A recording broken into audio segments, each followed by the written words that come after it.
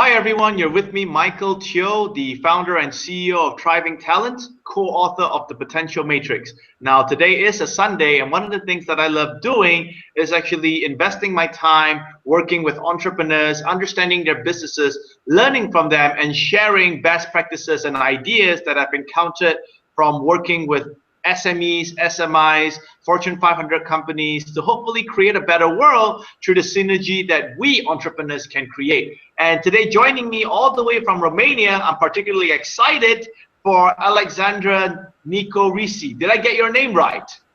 Almost.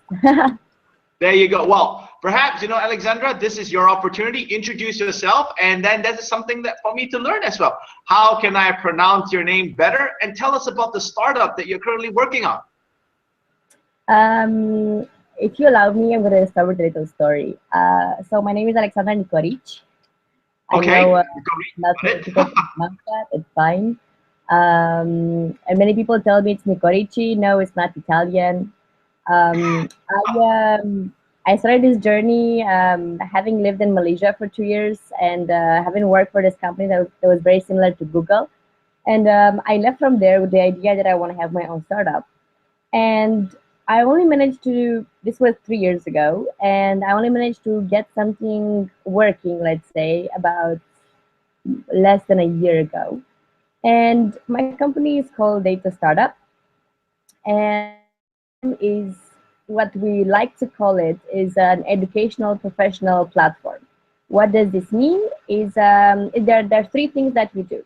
One of them is an internship platform in startups and medium-sized companies, because I have never worked in corporations, and I've always wanted to work with companies that appreciate you and have a working environment where you learn. And I would like to give this opportunity to as many people as possible, as well as encourage them to learn during their internship. So the way we're different from any other companies that does something similar is that they will also have a thing called knowledge tracking system, through which they will be able to track their knowledge and do self-assessment during their internship, which I think is something very important so that they can know exactly where they're standing, how much they should invest in themselves, and so on. The second thing we do is mentoring programs for students and young professionals. So we try to match them with mentors through our network, and they'll be able to have a 6 month plan, and they'll be able to learn from them, and as well as set up concrete objectives to the learning process. And the third thing we do is that we try to do these boot camps for startups and medium-sized companies, through which we teach them people's management and how to design a company culture. So basically, like how to brand themselves so that people can come and work with them, and how to have like great people to work for them and have amazing results further on, as well as when they communicate about their brand externally. So why we do these three things is because we think it's a circle. We need to invest in you as a young professional through an internship. Then we assign you a mentor if you're willing to go through this path. And then we also work with companies to make sure that they treat you the right way, let's say. So. Wow, Alexandra, I'm very excited for your startup and for your company, because this is what in Thriving Talents we want to do, aside from putting people into internship placements or whatnot. But I agree with you where it's very important for us to develop these millennial talents, these young talents that we have, to be culturally fitting to the companies, and also to help them discover their purpose and plan out their start of their career journey or their entrepreneurial journey. And I'm really glad that we're having this conversation right here. And right after this conversation, just personally for me, I would love to discover more about your startup. And I'm pretty sure there are going to be some synergy on how we can work together as well. Davi, this is exactly what I'm looking for, like great partners that with the help of which we can spread the word and we can help as many people as possible out there. Fantastic, fantastic. So I wouldn't want to waste any more time. So Alexandra, shoot away. What are some of the questions that you want us to discuss about today?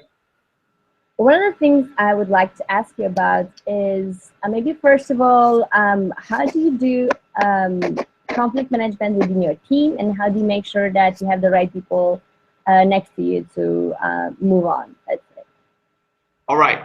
Well, first and foremost, I believe this is related to human resources. This is related towards hiring and training up talents of people so that they can truly contribute to your business. Am I right? Yeah, but I'm mostly referring to like your partner, your business partners. Great. Okay. So how do you handle conflict management, and also how do you, well, especially conflict management among your partners, and also how do you know if that partner is right for you? Okay. Yeah, basically. Great. Well, from my experience, I have gone through 5 businesses in the past. I've gone through an event management business. I was part of an NGO. I was part of a online media company. I was part of a youth foundation, another non-for-profit, and then of course right now I'm with Thriving Talent. I think one of the things that we could use to identify if we will be good with the partner, or if we have found the right fit in terms of having people to be part of our founding team, which is extremely important, especially when we want to roll out a new business or even grow an existing business to the next level. And the first idea that I'll recommend for people to use is to use assessment tools. Now, I understand that this sounds a little bit general, like there are so many assessment tools out there. However, there are 2 assessment tools which I generally love. One of them is called the Wealth Dynamics. You want to check it out. The Wealth Dynamics was developed by this guy called Roger Hamilton. And it's a great tool where it actually assesses you based on your wealth footprint in comparison to your entrepreneur's footprint. So what happens is that in the Wealth Dynamics, it will actually show you what type of entrepreneurs you are. For example, you could be a Steve Jobs, you could be a Bill Gates, or you could be an Oprah Winfrey. Now, I cannot recall exactly like how the mechanism is being used to do it, but you guys can check it out. Wealth Dynamics by Roger Hamilton, you can just Google it. I always use that assessment tool online to actually assess my potential partners. Even before they join my company, I would normally invite them to take that test online, and then I would get an access to their report for me to actually see who they are, what strengths do they have, what weaknesses do they have. And I believe being the founding principal partner, if you would say, being the founder of the company, you would then need to be very honest with yourself to see what are some of the weaknesses that you have that you believe that partner could overcome, and what are the strengths that you have that you believe that partner could further amplify. So I would say that would be the first tool I would recommend. Now, obviously, there are plenty of other assessment tools out there like DISC. In fact, just to share a little bit, even from our side, Thriving Talents, we have also developed our own tool that we call Thriving Warrior. So, I would like to invite you, Alexandra, with your team, especially with your founding team. I will give you the address. It's www.thrivingtalents.com/thrivingwarrior. The test is absolutely free to take. Go online, take the test. The only thing with that test is that it tells you the leadership strength and weakness that you have in comparison with your founders. So I think that's also equally as important, right? However, if you're looking at really founding a new startup where you're recruiting people to be the very first group that will launch your startup, I think try the Wealth Dynamics. It has worked for me. I find it very accurate. You can try it out, okay? It is paid, unfortunately, but I'm pretty sure you could find either get the funds together to pay for the Wealth Dynamics assessment, or basically go through your network to see which entrepreneurs in your country in Romania is an agent of the Wealth Dynamics assessment tool, and get them to sponsor you or something. So I would say that's the first idea on how you can identify the strengths and the weaknesses of your partners, because that will give you a statistical overview of how they behave. Now, number 2 is the second idea I'd like to share is through experimentation. Experimentation is important, especially when you want to assess potential partners. This means that before you even invite them officially to be part of your startup, one of the other things you can do is you can actually invite them into little projects. These could be projects that you roll out on behalf of your startup, but may not involve them playing a partner role yet. So what happens is that through these mini projects, you could actually invite them to test out their skills, or to give them a time limit of 1 month, 2 to 3 months, depending on your project and their availability. and willingness for them to test out their skills. And during that time, you'll be able to see some real behaviors and real characteristics of how people perform. I do a lot of this in Thriving Talents at the moment as well, when I admit trainers. So in Thriving Talents, we are a talent development company where we provide training, seminars, and workshops for companies to upskill their millennial talents. So one of the things that we are constantly looking for are younger and younger trainers and consultants to join our team. But selecting the younger trainers, we have to be very careful because we have to assess them in terms of their articulation, in terms of their charisma, as some would say, in terms of their interest in people development. So what we normally do is that we will have smaller workshops where we will invite these guest trainers of ours to actually come in and perform, to come in to train, to come in to teach. And then what happens is that we will assess them. So we're using a real small project to actually assess their capabilities and their fit with our team. We would then open up discussion without the presence of the trainer at that point, a private discussion between us and our pioneering team members to actually voice out what are our views to admit him into our company as our associate trainer. So that would be the second idea that I could share with you, that is through experimentation.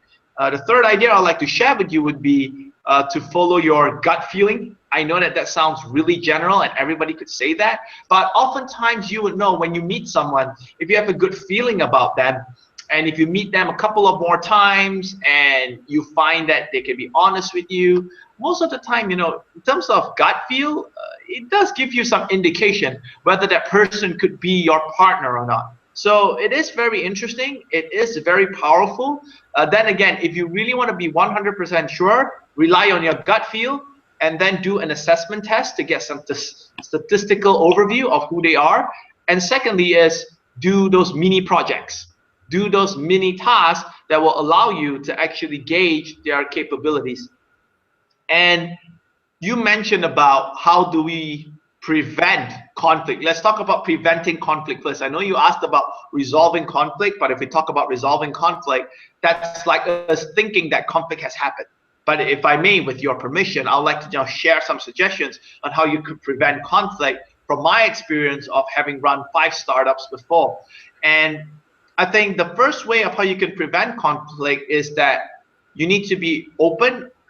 First thing is when all the partners join you, especially when they're new, when we're all in the new startup, get them all together, sit them down and say that, you know, we may be friends, we may have good relationships right here, but let's now list out all of our priorities. Let's list out all of our expectations. I think one of the things that entrepreneurs, especially in early startups, fail to do is to set that corporate culture.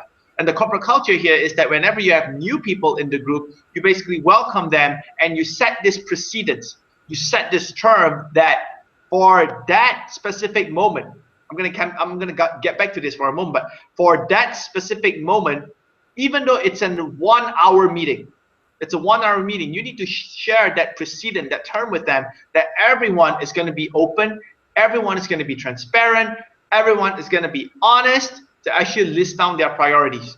And we need to get agreement from all the partners that for that 1 hour, whatever negative comments or positive comments, it will not affect us as individuals, only for that 1 hour.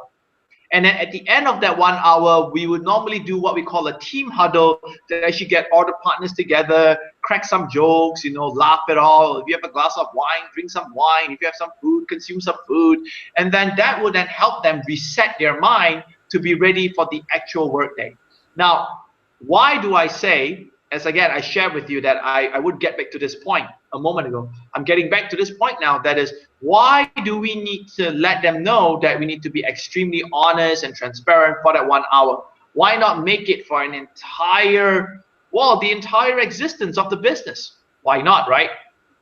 You see, I believe the human mind, we have very limited focus points and we tend to lose focus fairly quite quickly. So one of the things is if we tell our directors that they're given 1 hour when they're in that discussion, our human minds goes into this overdrive where it will dedicate all resources and focus to be extremely open, extremely transparent and honest for that 1 hour. At the same time, we are preconditioning our mind to tell ourselves that, hey, there's nothing to hide. This is just 1 hour where we're going to spill out the beans, where we're going to prioritize together, where we're going to resolve conflicts. Just this 1 hour. Just do it. So I would recommend that actually. So have that 1 power hour to get everyone together and then share out their objectives. Now, in terms of reducing conflict, oftentimes conflict in startups happen because of 2 reasons. Number one, there is a clash between the objective of the business and the objective of the founders. So the best way for you to reduce that conflict is from day one to be open with each other. Again, remember that 1 hour I talked to you about, where you want to be open and transparent? Use that 1 hour to actually get all your partners to share out what are their personal objectives. A lot of businesses fail, a lot of startup partnerships break up because the point is that the founders, some of them, their value may be that they want money. They want to make quick money with the startup. Some founder could be they want to change the world with the startup. So what happened is that when you have a mismatch of this value, which was never even shared in the get-go in the first place, what happened is that dissatisfaction starts accumulating and it then starts consuming the partners and then conflict happens. So I think the first thing to do is to use that 1 hour to voice it out. What are the startup founders' personal goals and what are the startup founders' goals for the business? And usually the second reason why conflict happened in the startup, it's because there was no clear communication. I understand that sounds very general, but hear me out. So no clear communication here means that the startup founders or the partners themselves may not have communicated their intent clearly. They may not have communicated their ideas or their intentions to do something clearly. They may not have gotten consent from the other partners. And I can understand. Oftentimes in business, it's quite hard for the business to grow rapidly if we need to get everyone to say yes, right? But one of the things you can do though is to communicate clearly and transparently to these people, to let them know that you're about to make this decision, what implications would it have on the business, what is driving you, what is the reason behind you wanting to do this decision. Even though they disagree with you, but at least they know that you're doing it, and at least they know that you are respecting their rights as your partners as well. And I believe, once you implement this culture, you'll be able to not only attract people who would want to become your partners and serve your organization amazingly, but at the same time as well, you'll create a great culture of transparency and openness among the founding partners and also the staff that will come. Okay, well, thank you for your answer. I hope it was helpful. Yeah, it is very helpful. It is very helpful. Yes. The second question would be, how do you do a pre-evaluation of your startup, and when do you start looking for funding? Wow. Okay. So 2 questions right here. Number one, how do you do a pre-valuation? You mean pre-valuation? Is it for your startup? Yeah. All right. Well, in terms of looking for pre-valuation, I mean, you could work with some assessment bodies. There are some organizations out there, and I believe there are even some assistance provided by governments and all around the world. Usually you need to check with the Ministry of Commerce or the Ministry of Small Business if you have them, something equivalent, right? You need to check with them because most of the time they would have their own assessment programs, but they will assess your startup based on its value at that time. And when you talk about pre-valuation, from what I know, pre-valuation could be where, number one, you actually assess to see how much revenue is your startup making. As much as your startup has a lot of potential, oftentimes people do want to see what are the potential revenues that you could make.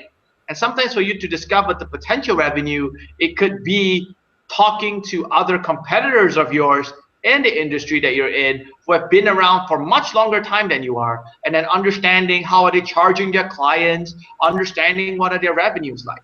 Okay, and then that was a time where you would also then assess your uniqueness. how and where do you stand in the industry compared to your competitors, and how much of a market share would you be confident that you'll be able to master or to take up from your competitors. So I think that's a good valuation right there.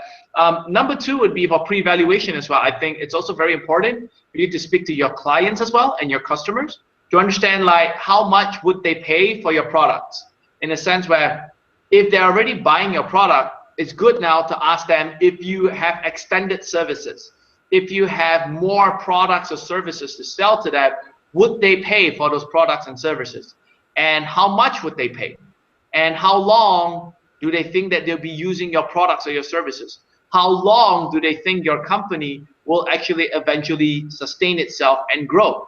And I believe that those are the ways on how you could actually develop a pre-valuation. Now, again, just to give you an update, pre-valuation can be something quite technical. And to be honest, I am not the best person to answer that question. But there are plenty of organizations out there. You can go talk to venture capitalist firms. You know, sometimes they'll be able to come in just by interviewing you, because it's rather technical, right? They'll be asking you some questions, and then they'll be able to give you some estimation of your pre-evaluation of your startup. You can also then talk to grant providers as well, or the best yet, you could talk to the loan departments of banks. In fact, talk to the bankers.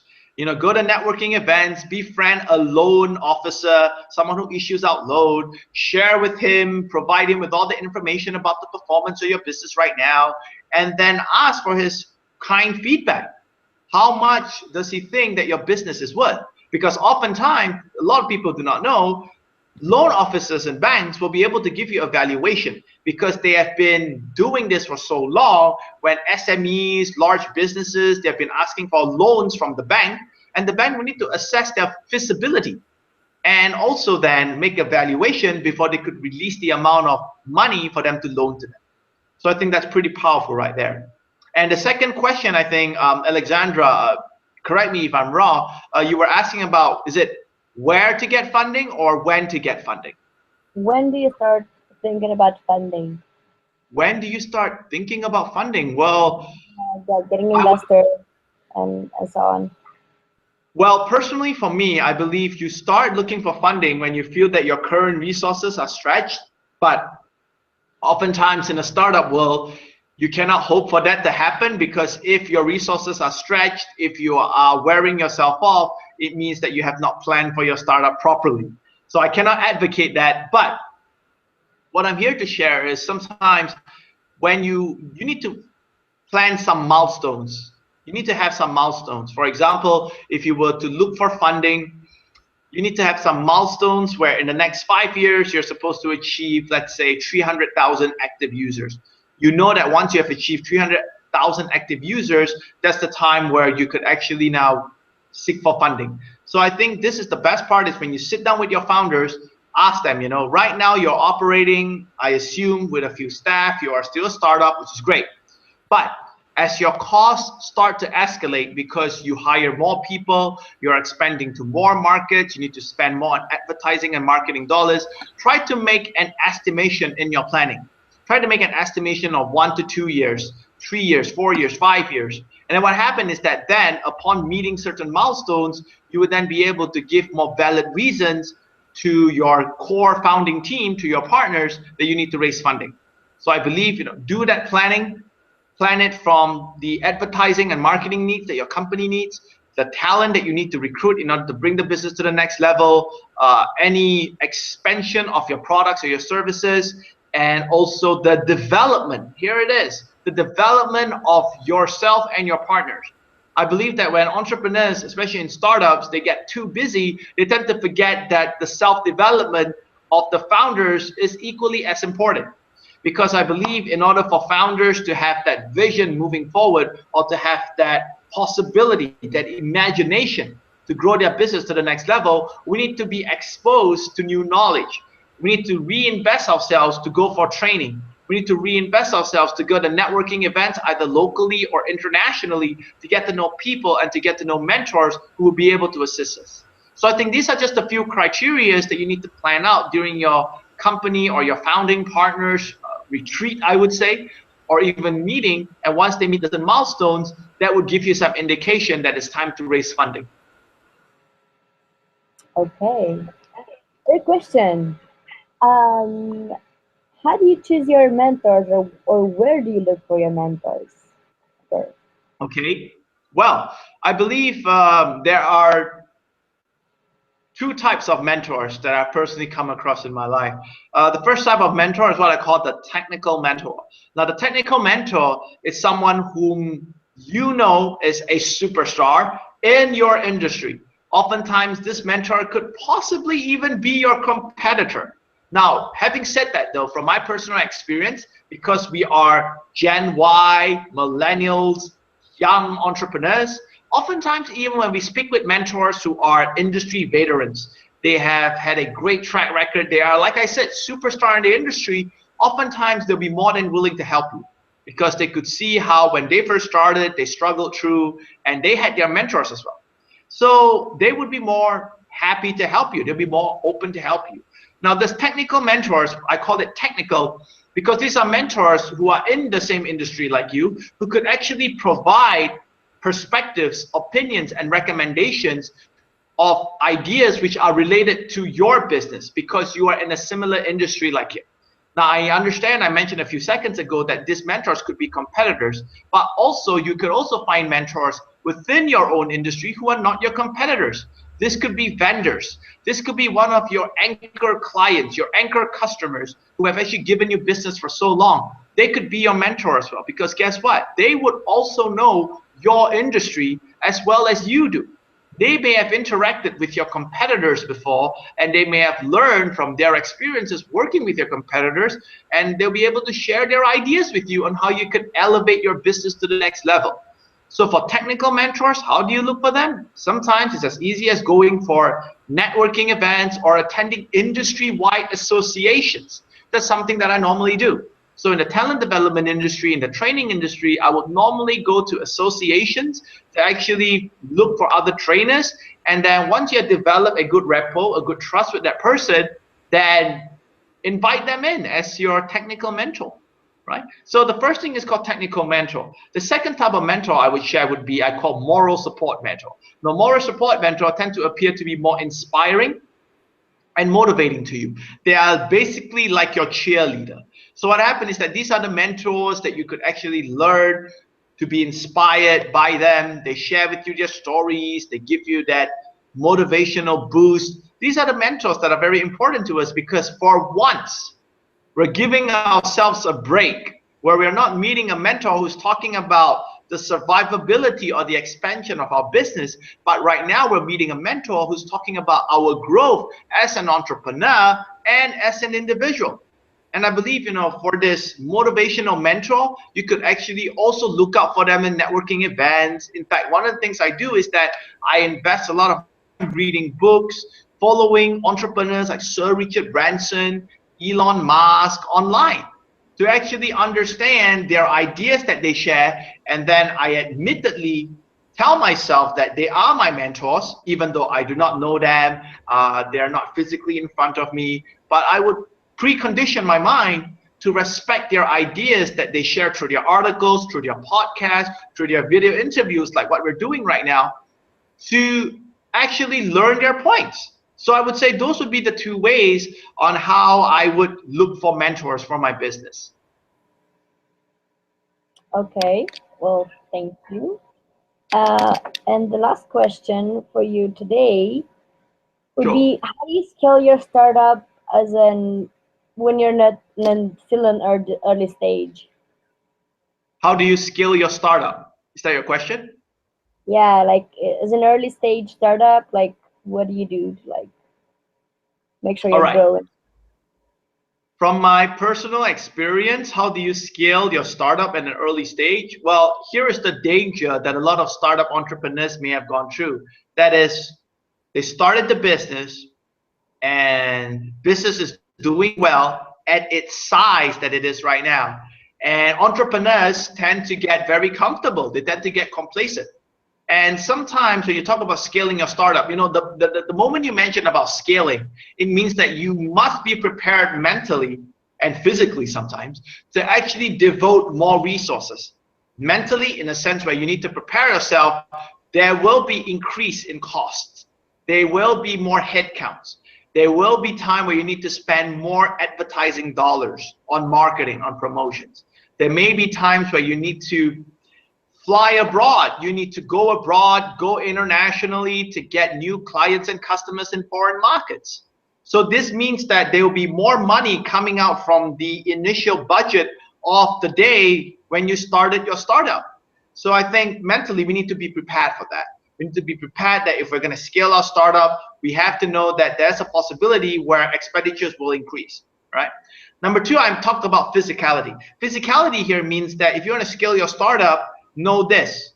The main mission for entrepreneurs to scale their startup is three things. Number one, to increase the impact, to serve more customers. Number two, to be able to produce more superior products or services. And number three, to free up their time so that they no longer need to work on the business as intensively as before. However, when you are going to scale your startup, especially for the first few years in the process of scaling, you need to be physically prepared to know that you are going to dedicate even more time, because you need to now dedicate time to train up more leaders. You need to dedicate more time to train up your employees to actually know how to represent your product and bring it to new markets. So you need to be physically prepared. You need to be physically prepared and mentally prepared for that, okay? That you may feel tired at times, but hey, the virtue of scaling a startup is that it's fun once you have achieved it. It will free up your time. Your growth will be continued through the collaborative efforts of other people, and that's really exciting, all right? So when do you know it's about time for you to scale your startup? Well, I think once you know that your business is hitting a ceiling, you have to take that plunge, in a sense that you have to just jump in, and the first thing to do is hire people. Well, I'm not asking you to hire like 10 people. What I'm suggesting you to do is to hire people into key positions. For example, like in Thriving Talents, one of the things we do know is that because we get 10 to 20 deals coming into us every week right now, and it's just me and a few other lead trainers, we know that we now have to get other people to train. We know that we now have to get other people to speak. We need to train them up before they can speak. So one of the things that we do is that we start hiring people. We started with one extra hire, and then two, and then three, and then as the group grew, we then measure the impact. We assess their abilities to actually see. Because for a startup to scale by right, you could either grow in your revenue because you have more people servicing your customers, or you could grow in terms of your user base. In a sense, once you scale, there are more people signing up for your programs, there are more people subscribing to you. Or number three, you could actually grow from the quality of your products and your services, and you get that through feedbacks from your clients, all right? So what happened here is that you will know when you need to scale your startup, when you're feeling the pinch, when you're feeling like you're hitting the ceiling, and after doing some evaluation with your business, you know that the only way for you to keep growing is to multiply yourself. Once you have that feeling like, oh my God, I need to multiply myself, that's actually an indication that perhaps it's time for you to consider to scale your startup. And sometimes, you know, scaling your startup could also mean that, you know, you are being faced with an assignment, or you have been asked by a client to deliver on a certain job that you find that you have no expertise at all, but that job is still related to your industry. I'll give you an example, okay? So being in the talent development industry, you know, our clients would always ask us to do seminars, keynote speeches to inspire their talents. And we have a track record of increasing the productivity and profitability of their millennial talents by at least 20%. That's amazing. Problem was when the client came in and said, you know, we need assessments. We need you to assess the leadership capability of our talents. And that is the time when we felt we do not have any expert capabilities to assess their talents. We do not have any profiling tool. How are we going to do it? Only two outcomes came to our mind. Number one, outsource that engagement to another partner, which is not related to our company. Or number two, if we see that there's an increasing demand from our clients to let us do talent assessments, to do profiling for them, that was when from my company, to say the least, for my company, Thriving Talents, we recruited our director of research and development, a master statistician all the way from the United States, to join us, and he created our profiling tool, which is the Thriving Warrior. So again, these are just some few examples I wanted to share with you on actually scaling our startup and to know when to do that. Okay. Well, I think this is pretty much all for today. Um, Great. th- Thank you so much for your time, and I hope your answers help others as well as they help me. Well, Alexandra, I hope that my responses have helped you as well. Thank you so much. And trust me, it's been great. I love actually working with entrepreneurs, getting to know about the exciting things that you do. And perhaps, Alexandra, if you want to share, how can our viewers right now or our listeners actually get in touch with you or even visit your startup? Do you have a website? Yes, of course. If anybody would be interested to see more about what we do, just go on www.datastartup.com. We are deploying our new website and tomorrow, so brand new things coming up. You can also find us on Facebook, Data Startup, or Instagram. So get in touch with us, call us, ask us any questions, and we'd be happy to help you out and hear from you. Thank you so much, Alexandra. And thank you again for joining us for our show this time.